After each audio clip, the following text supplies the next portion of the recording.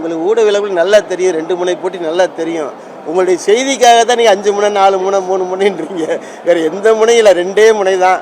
அதிமுக திமுக. நான் கூட மற்றவங்க சொல்ல மாதிரி திமுக அதிமுகன்னு சொல்ல மாட்டேன். அதிமுக திமுக. அதிமுக தான் தனிப்பட்ட முறையில் மிகப்பெரிய கட்சி. திமுக அதை விட எல்லா வகையிலும் உதாரணம் புள்ளி விவரங்கள் எடுத்து பார்த்தோம்னா திமுக 2வது இடத்துல தான் எல்லா வாக்காளர் எண்ணிக்கையிலும் சரி, எண்ணிக்கையில் ஆண்ட காலங்கள் 31 ஆண்டுகளாக அதிமுக ஆட்சி புரிந்திருக்கு. கணக்கிட்டு பார்த்தாலும் அதிமுக முதலிடம், திமுக 2வது இடம். மற்ற எத்தனை கூட்டணி சேர்ந்தாலும் என்ன சேர்ந்தாலும் மற்றவங்களை பற்றி பிரச்சனை இல்லை. கடைசியில் இது 2 தான் வந்து நிற்கின்ற கூட்டணியில் 2 தவிர வேறு இது வருவாது. எல்லா பேரும் எது வேணாலும் சொல்லலாம், எது வேணாலும் பேசலாம்.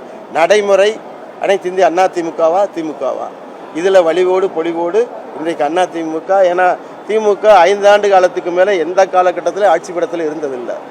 வரலாற்றில் மதிப்பிற்குரிய கருணாநிதி காலத்தில் 71 எடுத்துட்டா கூட 5 ஆண்டுக்கு மேலே தொடர்ந்து 6வது ஆண்டு ஆட்சி படத்தில் இருந்ததாக வரலாறு கிடையாது.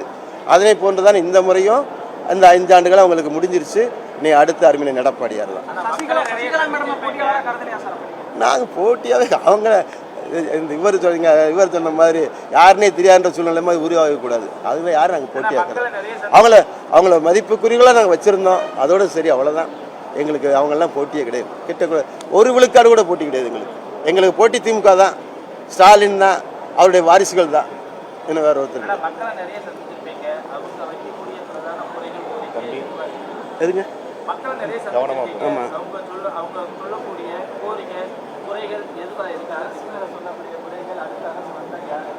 இல்லை மக்களுடைய கோரிக்கைகள் நிறைய வளர்ந்து வர்ற எதிர்காலம் கோரிக்கைகள் நிறைய இருக்குது, நடந்துக்கிட்டே இருக்குது.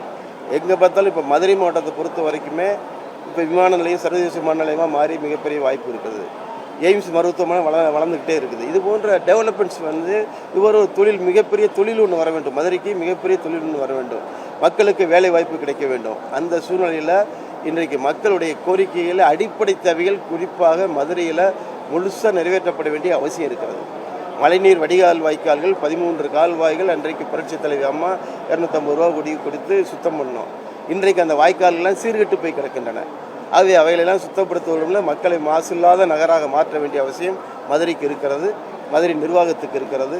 அந்த வகையில் நாங்கள் எங்களை பொறுத்த வரைக்கும் மதுரை வந்து ஒரு மாசில்லாத நகராக மக்கள் கோரிக்கை நிறைவேற்றக்கூடிய நிர்வாகமாக வர வேண்டும். இன்றைக்கு மதுரை மாநகராட்சி தமிழ்நாடு முழுக்க ஒரு அடையாளமாக இருக்குது. எதுக்கு அடையாளமாக இருக்குது? ஊழல் குற்றச்சாட்டுக்கு அடையாளமாக போச்சு. மதுரை மட்டும் திமுக தோல்வி அடையாது, தமிழகம் மட்டும் தோல்விக்கு காரணம் மதுரையாக தான் இருக்க போகுது.